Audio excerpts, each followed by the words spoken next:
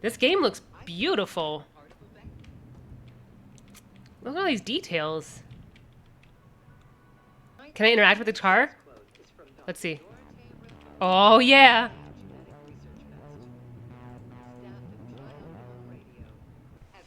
Kid Cabbage, how's it going? Welcome on in.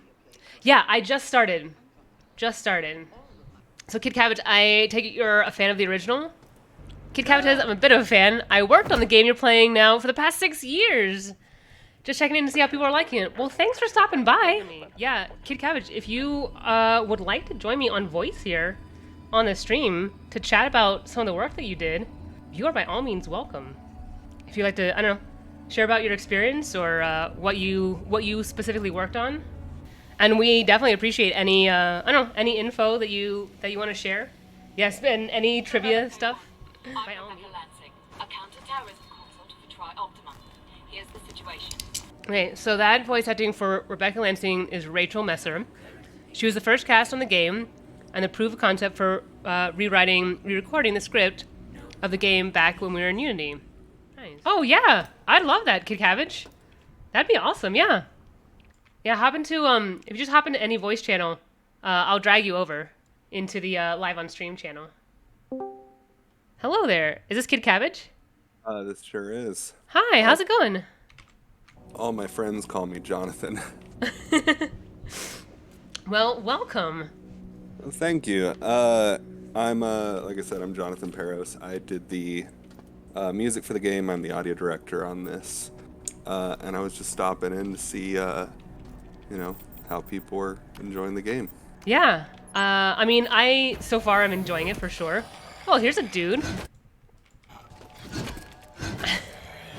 I very much like this style of game. I didn't ever play the original, but from what I've heard, it sort of set a new paradigm, a new genre that inspired games like Bioshock or Portal to some degree, and other games that are in that sort of action adventure genre, which is some of my favorite types of games. So yeah, actually, even more than that with Bioshock, the team. So Looking Glass Studios made the original System Shock. Mm-hmm. They partnered with Irrational Games to make System Shock 2, and right afterward, Looking Glass Studios went under, and so Okay. a lot of the team went from Looking Glass Studios to Irrational. They wanted to make. They loved the game that they made, and but they lost the IP for System Shock. So it was essentially a lot of the same team who made System Shock 2 and System Shock 1 that went to make Bioshock, and they just figured they'd do it underwater because Awesome. they didn't have the IP anymore to do Yeah. it in space. I didn't realize it was like that close of a connection. Yep. The other studio that was a big offshoot of Looking Glass was Arcane. Okay. Yeah. Mm-hmm. Super cool. And just a little piece of trivia. So that door code that you just entered. Yeah, I think 451. Yeah, I think I'm a little delayed on the stream here, but that number became pretty well known. So like any of the Looking Glass games, they use that code a ton, and that was actually the door code to the Looking Glass Studios office. Oh, funny. What is this? Junction boxes directly power to machinery. You can open it. Okay. Oh, snap. All right. We got some puzzle action here. Ooh, what difficulty of puzzle are you on? I chose 3, Ooh, so we'll see. you're brave. My chat told me that I should pick 3.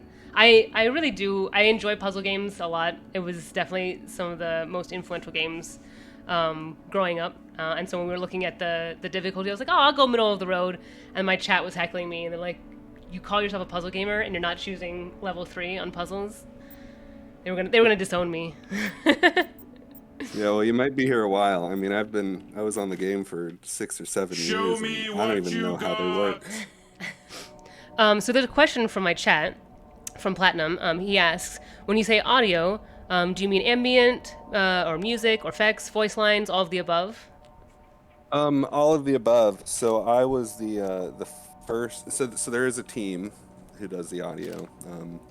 I was the first one, and actually, I think Of the team who worked on this, me and the programmer Matt are the oldest, not in terms of like age, but in terms of length of being on the team. No. Rob Waters, too, the concept designer, was there before me and Matt.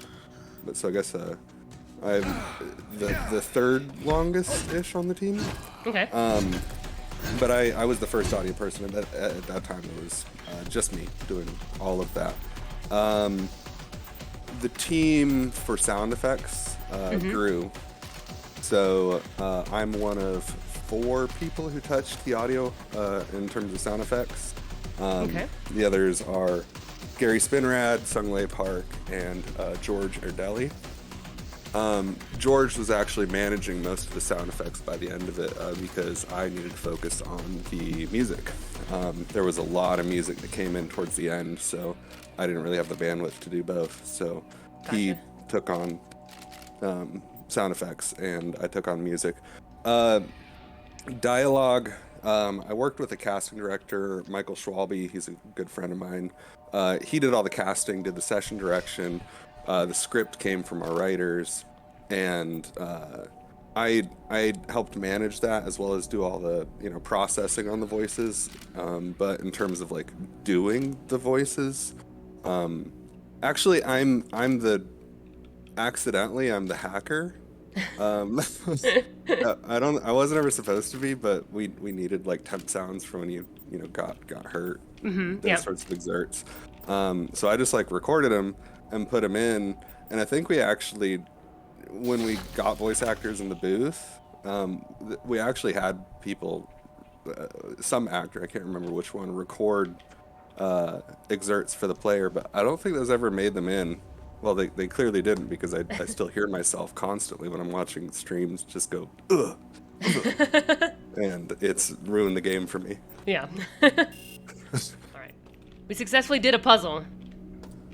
All right. Yeah. At this point, you're more of a puzzle master than I am, because I still haven't completed a level 3 puzzle.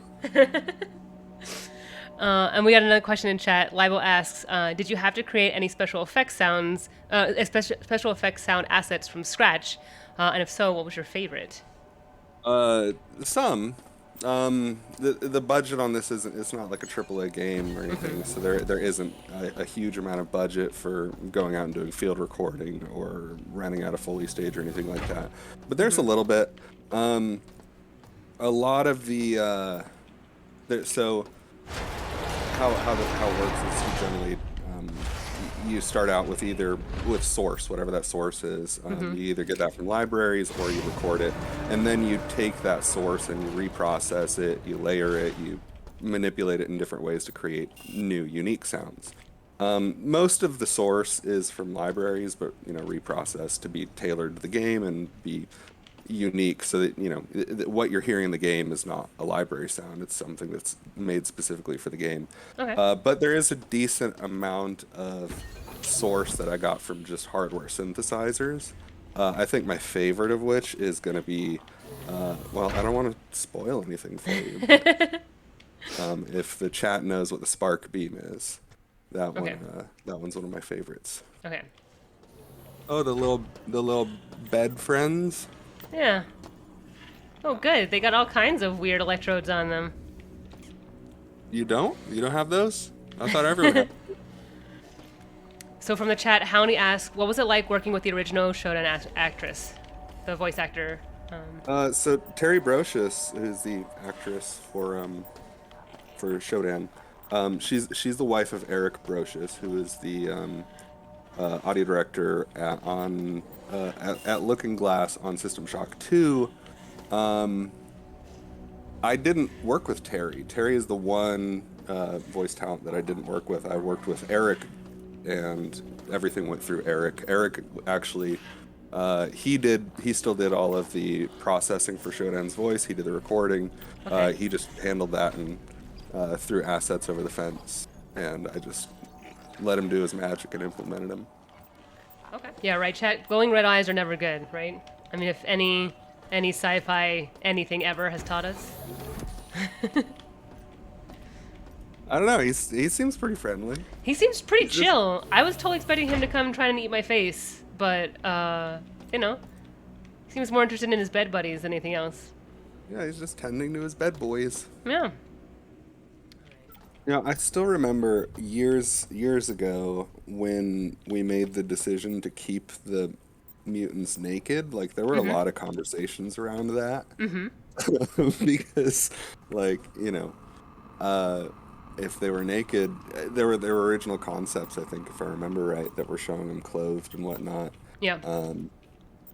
But I remember when the concepts came out and we were gonna make them naked, and like we were wondering, like, wow, what do we do about like their parts? Yeah. Yeah.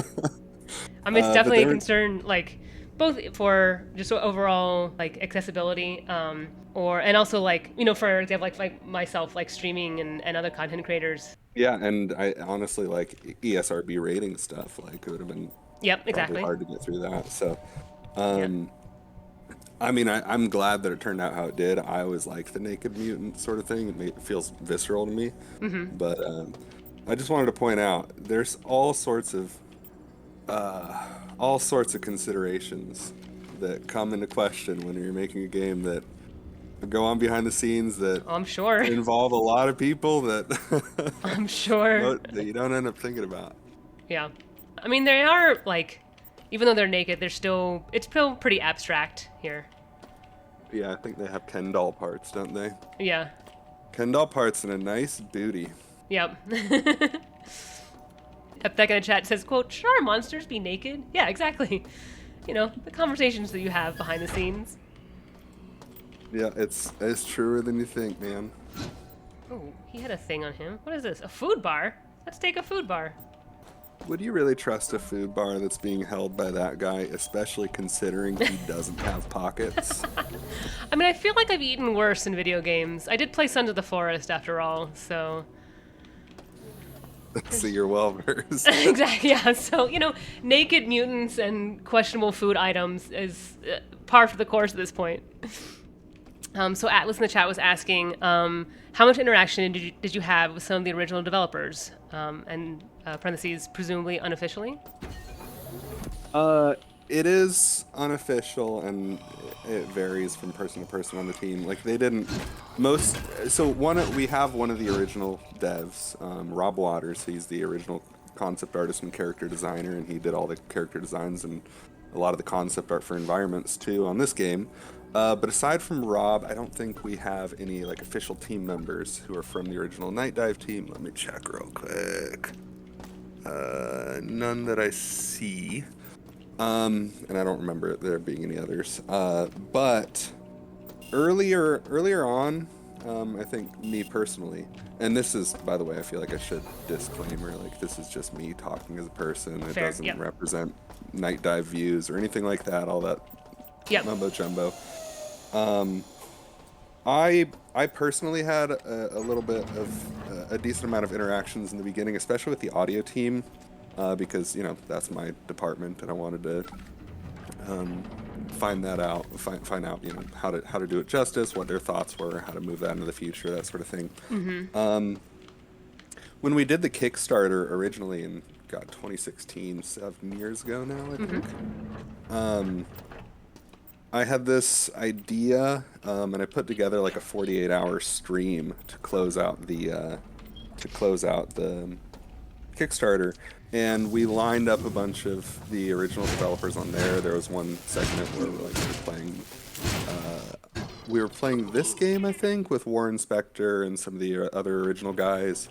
But aside from these sort of interactions, like they weren't hands-on with the development. They had their own things going on. Like I said, I worked with Eric to do Shodan's stuff. Eric Brocious, who was the audio director on System Shock 2. I met with and kept communications with Greg LaPiccolo, who was the audio director on System Shock 1 and did the music for that, as well as Josh Randall, who goes by Robot Kid, who was a producer on System Shock 2, but ended up doing a lot of the musical content for Eric as well. Okay. So, I guess to answer the question more directly, what was the question? So he How was close a asking, contact they keep? I don't know. yeah, Moderately how much distant, interaction but- did you have with some of the original developers? Yeah. So yeah, they weren't like super hands-on or anything. They have their own things going on, but they were always super open to interactions whenever I That's made good. it. Yeah.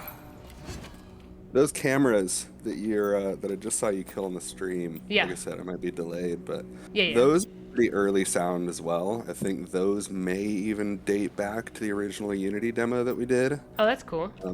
We tried redesigning them a few times, but Mm-hmm. we just ended up liking how like cute they sounded. Yeah.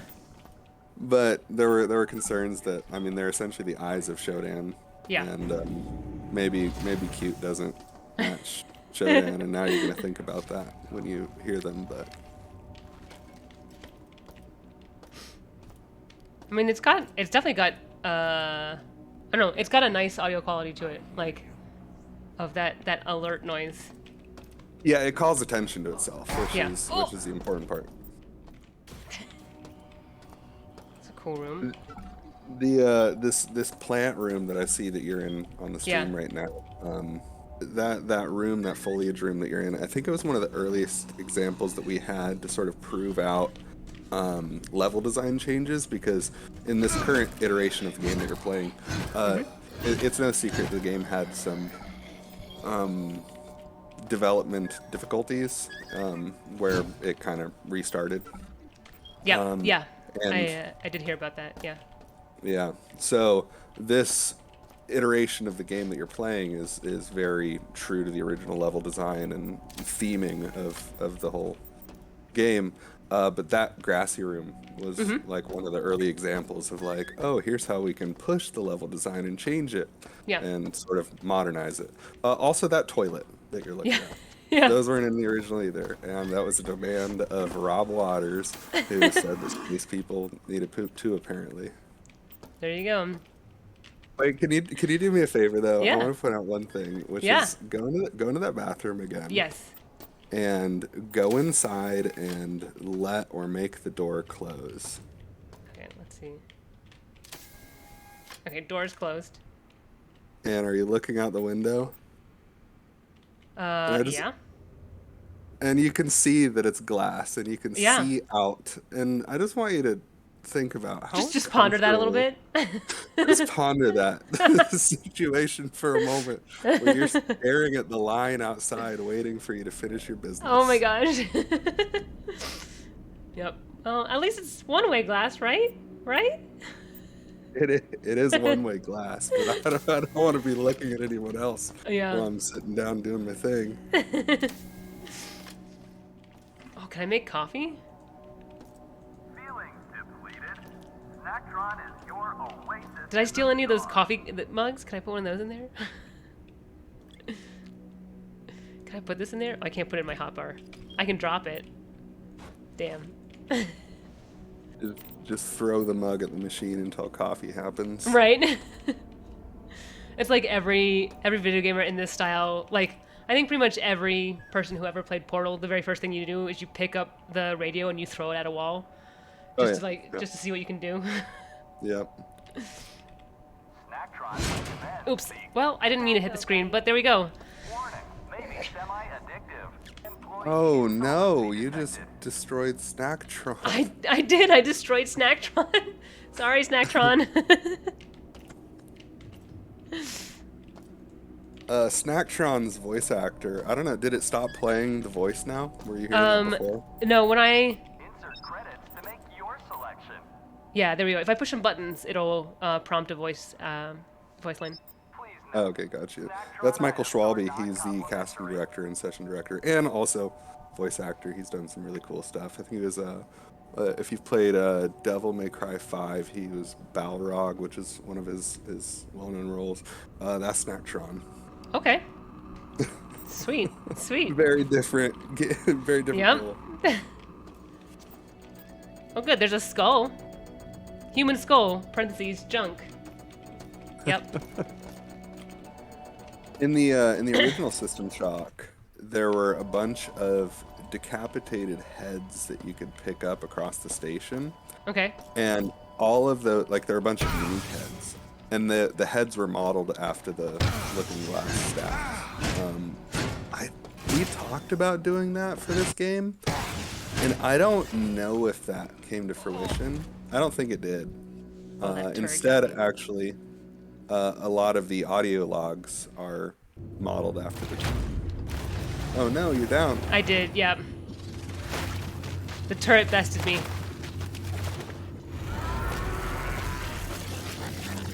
That's right, I fought a turret and lost, yep. Oh man. I am grateful that you decided to make this choice and join me. I promise your body will be used effectively. For science. Right, Chad? For science. I promise your body will be used effectively.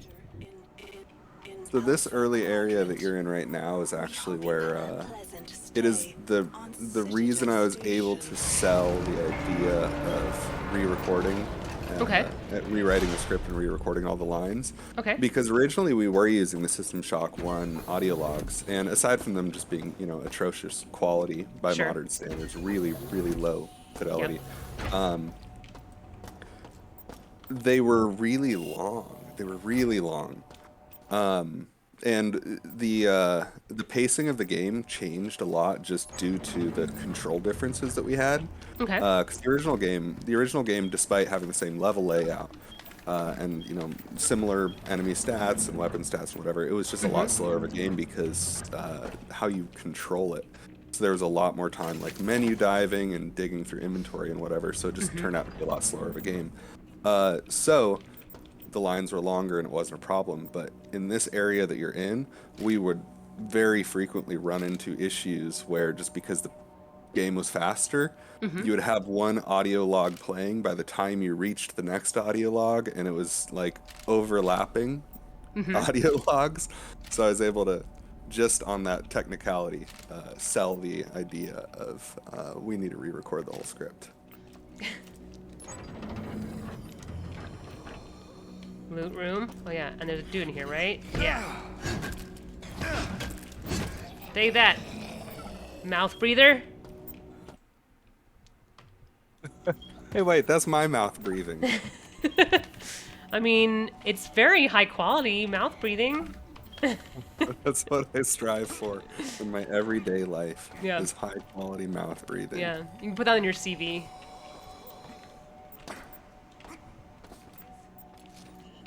Oh, this looks safe. Got some toxic goo here. Excellent. So, if you're in the toxic goo room, do you hear this gasping from the player? Yeah. So, Presume I'm taking some sort of damage. yeah, you're definitely not enjoying that so Yeah. much. I won't linger. At gasping. Yeah. So I'm actually the hacker, like his voice Okay. on accident. Except for the gasping, that's a totally different person. And I haven't said that to anyone before.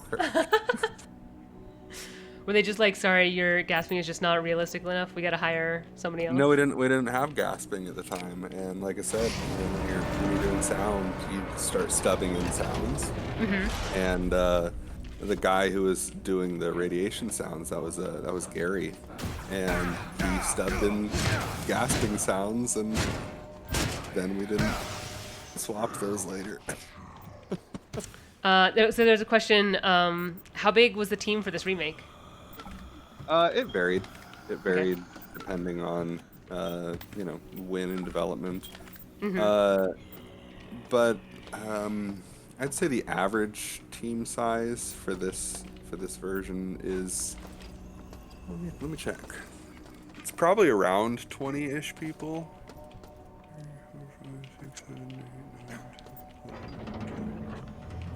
Yeah, it's about 20-ish people. Okay. But like I said, it varied because sometimes people would have to move on and go to Sure. other places and that sort of thing, as well as there were some outsourcers too. So later on towards the end, QA department would come in, so that would increase team size, that sort of thing. But it's a pretty small team. It's like 20 people. It's indie. Yeah. Is that a gun? I think we found a gun. What is this? Damaged mini pistol. Can I put it here? It is damaged. Okay. Well, I can recycle it. Looks like I can't add it to my hotbar though, unless there's a way to like repair it somewhere.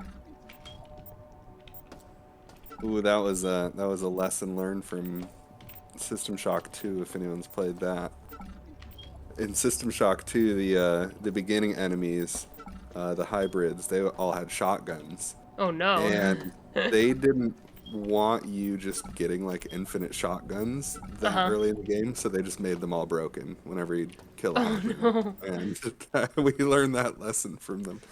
All right, God. So it looks like we got another gun. What is this thing? Spark beam. That sounds useful.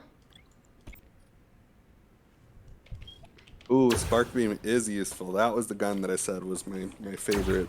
Oh, it's a very good noise. All right, let's see who can we test this on. Rebecca asks, so John wrote and composed the music as well as played all the instruments in it? Question mark. All the instruments that were played, at least. So there's obviously a lot of synth work on it. In fact, the only like live instrument is guitar and bass. And yeah, Okay. I played that. But there are a lot of like hardware synths. I didn't do key work on it because it's all like pre-programmed stuff. But Yeah. you program MIDI, you run the Yeah, MIDI yeah. out to the hardware synths and record that back in. But yeah, I did all the playing, did all the synth design, programming, and creation, as well as the programming for the music systems. Nice.